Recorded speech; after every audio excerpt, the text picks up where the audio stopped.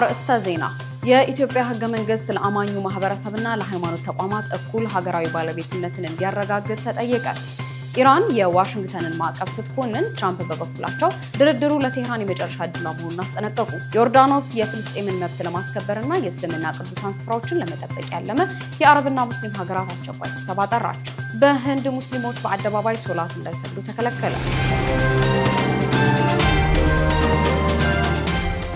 ፕሮፐርቲስ ለመኖሪያ ምቹ በሆነችው ሳር ቤት ላይ ከአደምስ ህንፃ አጠገብ እንደዚሁም ደግሞ ቡልጋሪያ ላይ ከአልነጃሺ መስጊድ ፊት ለፊት እጅግ ዘመናዊና ቅንጡ የሆኑ የመኖሪያ ቤቶችን ከባለ 1 መኝታ እስከ ባለ 3 መኝታ በተለያዩ የካሬ አማራጭ ያላቸውን ቤቶች በ20% ቅድመ ክፍያ እንደዚሁም 80%ቱን ያለምንም ወለድ ያለምንም ዋጋ ጭማሪ ከፍላችሁ የምትጨርሱበትን ያከፋፈል ሁኔታ አመቻችተን በሽያጭ ላይ እንገኛለን። እንዲሁም ደግሞ የንግድ ሱቆችን ከ900 ሺህ ብር ቅድመ ክፍያ ጀምሮ እኛ ጋር ማግኘት ይችላሉ።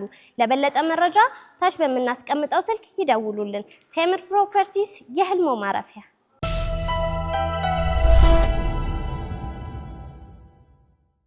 አሰላሙ አለይኩም ወራህመቱላሂ ወበረካቱ። ድና የተከበራችሁ የነጃሺ ቲቪ ተመልካቾች ነጃሺ መረጃችን ተጀምሯል። ከመረጃዎቹ ጋር ሀያት ከማል ነኝ። አብራችሁን ቆዩ። የኢትዮጵያ ሕገ መንግስት ለአማኙ ማህበረሰብና ለሃይማኖት ተቋማት እኩል ሀገራዊ ባለቤትነትን እንዲያረጋግጥ ተጠየቀ። የታሪክ ምሁራንና ተመራማሪዎች ኡስታዝ አህመዲን ጀበል በኢትዮጵያ ሕገ መንግስት መግቢያ ላይ የእምነት ማህበረሰቦች ሀገራዊ ባለቤትነት በግልጽ ሊካተት እንደሚገባ አሳስበዋል።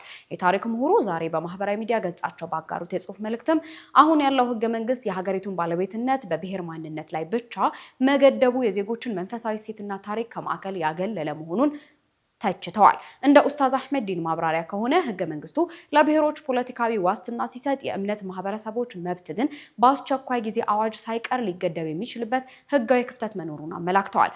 ይህ የህግ ደረጃ ልዩነት ምዕመናን በየአካባቢው ለሚነሱ የብሔር ፖለቲካ ጥቃቶችና መገለሎች አጋላጭ አድርጓቸዋል ብለዋል። ችግሩን ለመፍታት የህገ መንግስቱ መግቢያ ኢትዮጵያ የብሔሮች ብቻ ሳትሆን የመላው እምነት ማህበረሰቦችም የጋራ ሀብት መሆኗን በሚያረጋግጥ መልኩ ሊሻሻል ይገባል ሲሉ የመፍትሄ ሀሳብ አቅርበዋል። ይህ ማሻሻያ የእምነት ተቋማትን ቅርሶችንና በዓላትን ከጣልቃ ገብነትና ከጥቃት ለመጠበቅ እንዲሁም ፍትሃዊ መዋቅራዊ ውክልናን ለማረጋገጥ ጠንካራ ዋስትና እንደሚሰጥም አብራርተዋል። ኡስታዝ አህመዲን አያይዘውም ይህ ማለት ግን መንግስታዊ ሃይማኖት ይኑር የሚል አቋም እንደሌላቸው አስምረው ዋናው ዓላማቸው ሁሉም የእምነት ማህበረሰቦች በሀገር ግንባታ ውስጥ ያላቸው ድርሻ ህገ መንግስታዊ እውቅና አግኝቶ እውነተኛ ሀገራዊ ውል እንዲፈጠር መሆኑን አስገንዝበዋል።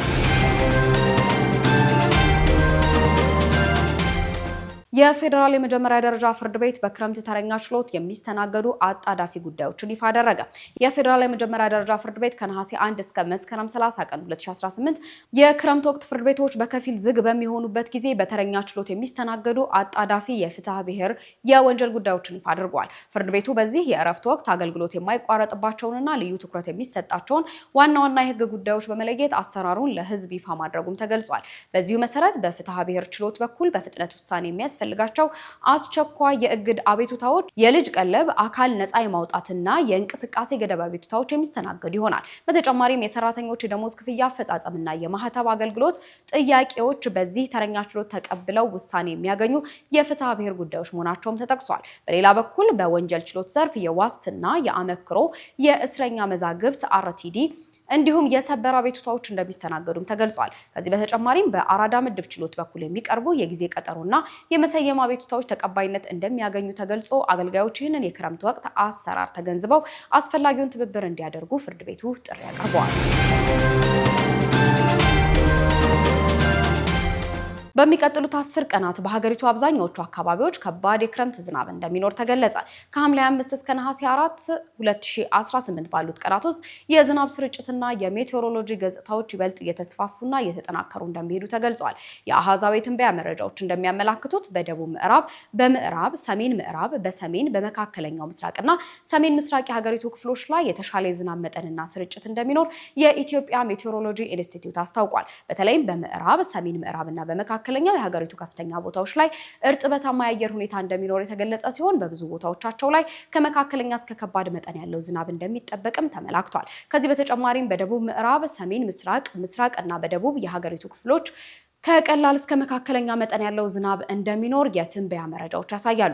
በዚሁ መሰረትም የክረምት ዝናብ ተጠቃሚ በሆኑ የሀገሪቱ አካባቢዎች ሰፊ ቦታዎችን የሚሸፍን ከ11 እስከ 30 ሚሊ ሜትር የሚደርስ ከመካከለኛ እስከ ከባድ መጠን ያለው ዝናብ እንደሚኖርም ይጠበቃል። በሌላ በኩል በመካከለኛው በደቡብ ምዕራብ፣ ሰሜን ምዕራብና ሰሜን ምስራቅ የሀገሪቱ አካባቢዎች ላይ አልፎ አልፎ በሚጠናከሩ የአየር ሁኔታ ክስተቶች ሳቢያ በ24 ሰዓት ውስጥ 30 ሚሊ ሜትር በላይ ከባድ መጠን ያለው ዝናብ ሊኖር እንደሚችልም ተሰምቷል።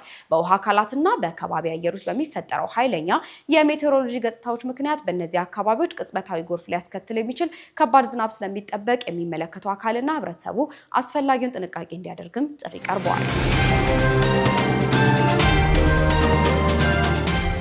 በካይሮ እየተካሄደ ያለው ዓለም አቀፍ ጉባኤ እየተባባሰ የመጣውን የኢስላሞፎቢያ ጥቃት ለመግታት የጋራ ትብብር እንዲደረግ ጥሪ ያቀረበ። ከውጭ ምንጮች ወዳገኘናቸው መረጃዎች አልፈናል። ሁለተኛው እስልምናና ሙስሊሞችን ከተቃውሞና መድሎ መታገል በሚል መሪ ቃል የተዘጋጀው ዓለም አቀፍ ጉባኤ በካይሮ የአረብ ሊግ ዋና መስሪያ ቤት መካሄድ ጀምሯል።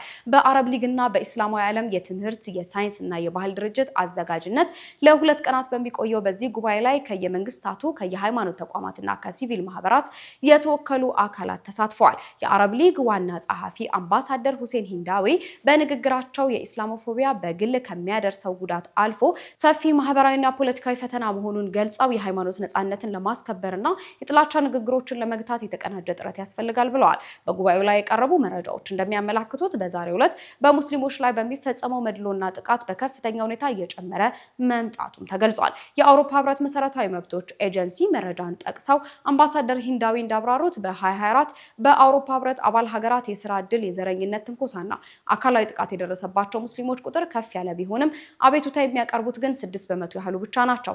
ሙስሊሞችን ከአሸባሪነትና ከወንጀለኝነት ጋር የሚያያይዙ የተሳሳቱ አመለካከቶችና የብዙሃን መገናኛዎች አሉታዊ ዘገባዎች ለዚህ ጥላቻ መስፋፋት ትልቅ አስተዋጽኦ ማድረጋቸውም ተመላክቷል።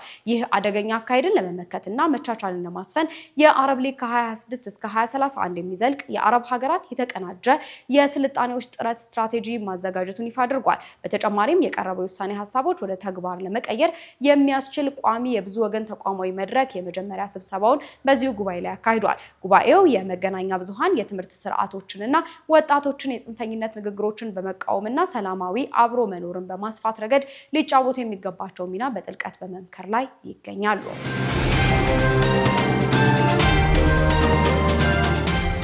የፍልስጤም እግር ኳስ ማህበር ፊፋ በእስራኤል ላይ እርምጃ ባለመውሰዱ ወቀሰ። የፍልስጤም እግር ኳስ ማህበር ፒኤፍኤ ዓለም አቀፉ የእግር ኳስ ማህበር ፊፋ በውስጣዊ ሕጉ መሰረት በእስራኤል ላይ ተገቢውን እርምጃ አልወሰደም ሲል ከባድ ወቀሳን አቅርቧል። ማህበሩ ባወጣው መግለጫም ለዓመታት ባቀረባቸው አቤቱታዎች ላይ ፊፋ ምላሽ ባለመስጠቱ ምክንያት የፍልስጤም እግር ኳስ ከፍተኛ ጉዳት እንደደረሰበት ገልጿል። በተለይ በጋዛ በተካሄደው ጦርነት ከ1013 በላይ ተጫዋቾች፣ አሰልጣኞች፣ ዳኞችና የስፖርቱ አመራሮች መገደላቸውና በርካታ የስፖርት ማዕከላት ሙሉ በሙሉ መውደማቸውን አስታውቋል። ከዚህ ጋር ተያይዞ ማህበሩ እስራኤል በተያዙት የፍልስጤም ግዛቶች ውስጥ በሚገኙ ሰፈራዎች ላይ እያንቀሳቀሷቸው ያሉትን የእግር ኳስ ክለቦችን በተመለከተ ለ15 ዓመታት ያህል ለፊፋ አቤቱታ ሲያቀርብ ቢቆይም እስካሁን ምንም አይነት መፍትሄ አለማግኘቱን ገልጿል። የፍልስጤም እግር ኳስ ማህበር በይፋ የዘር ማጥፋት እየተፈጸመ ባለበት ወቅት ዝምታን መምረጥ የጥፋቱ ተባባሪ መሆን ነው ሲል ኮንኖታል። አክሎም አሁን ላይ ከባዶ መግለጫ ይልቅ ተግባራዊ እርምጃ የሚያስፈልግበት ወቅት መሆኑን ማሳስቧል። በሌላ በኩል እንደ አውሮፓውያኑ አቆጣጠር ከጥቅምት 10 ቀን 2025 ጀምሮ የተኩስ አቁም ስምምነት የተደረገ ቢሆንም የእስራኤል ጦር ጥቃቱን መቀጠሉንና በዚህም በርካታ ፍልስጤማውያን ህይወታቸውን ማጣታቸውን መግለጫው አመላክቷል። ለ2 ዓመታት ያህል በዘለቀው በዚህ ግጭት ከ90 በመቶ በላይ የሚሆነው የሲቪል መሰረተ ልማት የወደመ ሲሆን እንደ ተባበሩት መንግስታት ድርጅት ግምት የመልሶ ግንባታ ወጪ ወደ $70 ቢሊዮን ይጠጋል። ይሁን እንጂ ለቀረበው አቤቱታ ከፊፋ ወገን እስካሁን የተሰጠ ፈጣን ምላሽ የለም።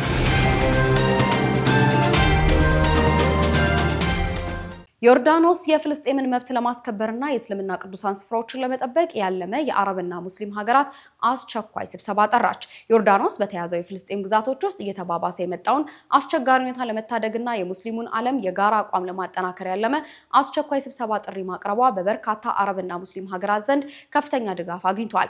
ይህ በኦማን የሚካሄደው ስብሰባ የፍልስጤም ህዝቦችን ህጋዊ መብት ለማስከበር፣ ቅዱሱን ታሪካዊና ህጋዊ የሙስሊም ባለቤትነትን ለማስጠበቅ እንዲሁም በቅዱሳን ስፍራዎች ላይ የሚፈጸሙ ጥሰቶችን ለመግታት የተጣጣሙ የዲፕሎማሲያዊና ፖለቲካዊ እርምጃዎች ላይ ትኩረት አድርጎ ይመክራል።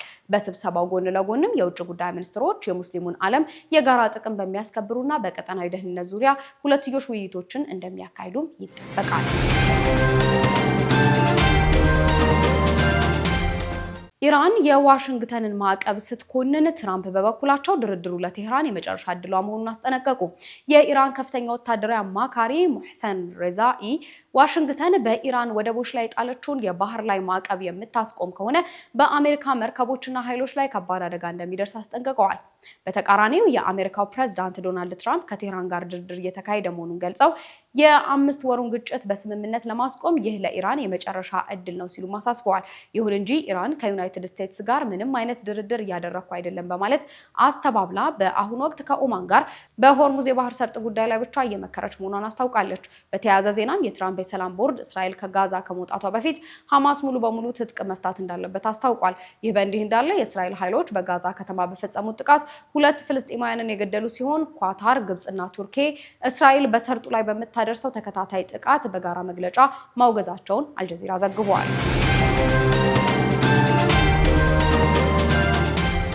የአሜሪካና የኢራን ድርድር ዳግም ለማስጀመር ፓኪስታን ለቴህራን ተደራዳሪዎች ጥሪ ያቀረበች። ፓኪስታን በአሜሪካና በኢራን መካከል ተቋርጦ የነበረውን ቀጥተኛ ውይይት ዳግም ለማስጀመር በሚደረገው ጥረት ዙሪያ ለመምከር የኢራን ከፍተኛ ተደራዳሪዎች ወደ ዋና ከተማዋ ኢስላማባድ እንዲያቀኑ ጥሪ ማቅረቧ ተገልጿል።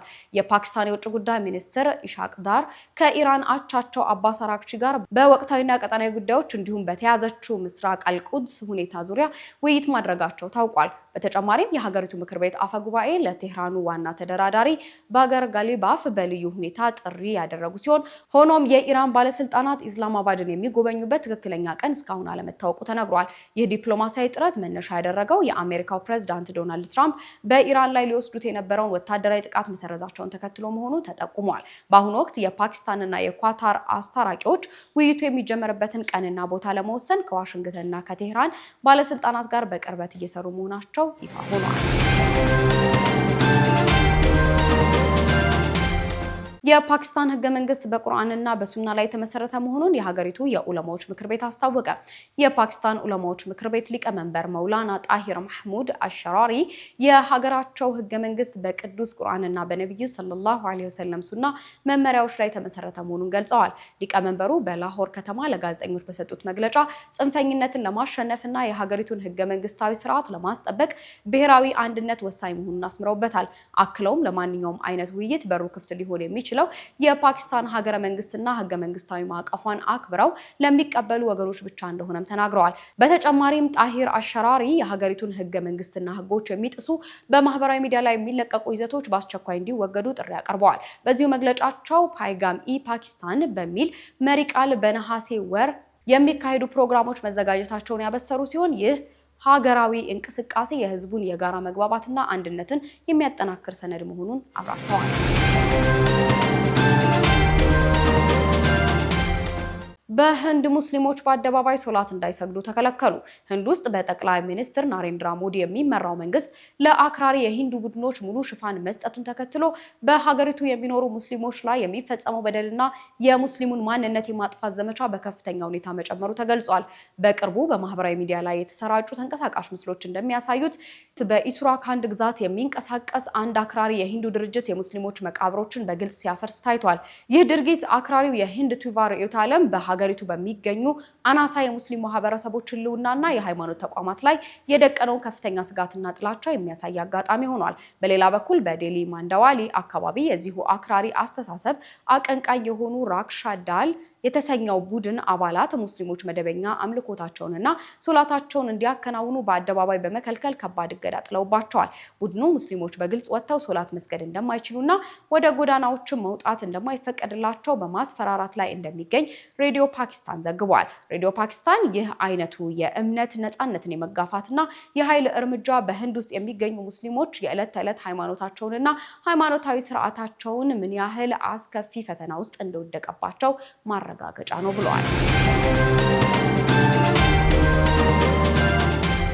ውድና የተከበራችሁ የነጃሺ ቲቪ ተመልካቾች ነጃሺ መረጃችን ለሰዓቱ የተከታተላችሁትን ይመስል ነበር። መረጃዎቹን ወደ እናንተ እያደረስኩ ሀያት ከማል ነበር። ሰላሙ አለይኩም ወራህመቱላሂ ወበረካቱ።